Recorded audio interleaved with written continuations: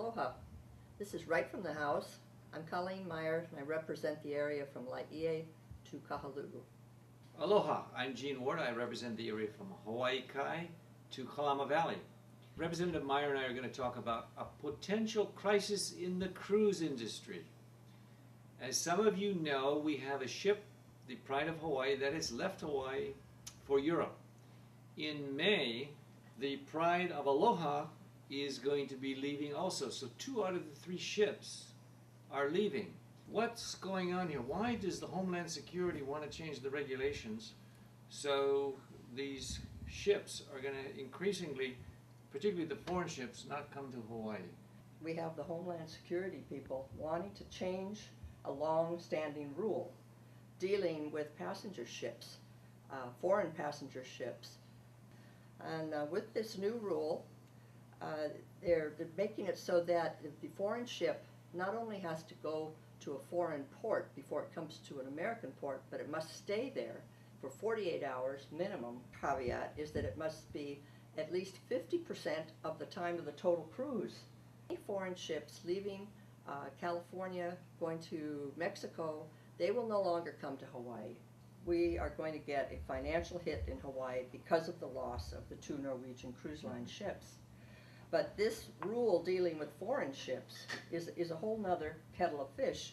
These are ships like the QE2. These are foreign ships flying foreign flags that have been coming to Hawaii because they can go from California down to Mexico, stay there just for a day, and then come to Hawaii, and then go back to Mexico.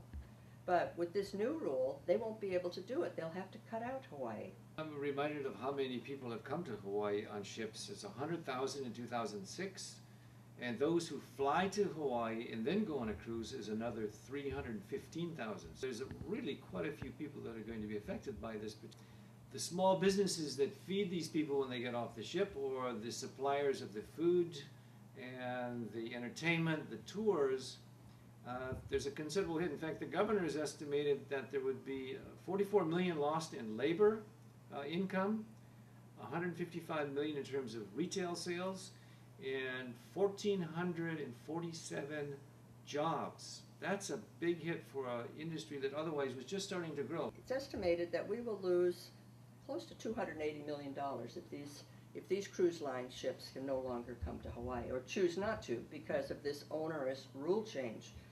But the second thing we're talking about today is the loss of these 2 ships for NCL. NCL had a net loss in the 3rd quarter of last year of $8.6 million. That's why they've chosen to send these ships off, one to Europe and one to Asia. But what does that mean to our economy? It's going to be a loss of $964 million.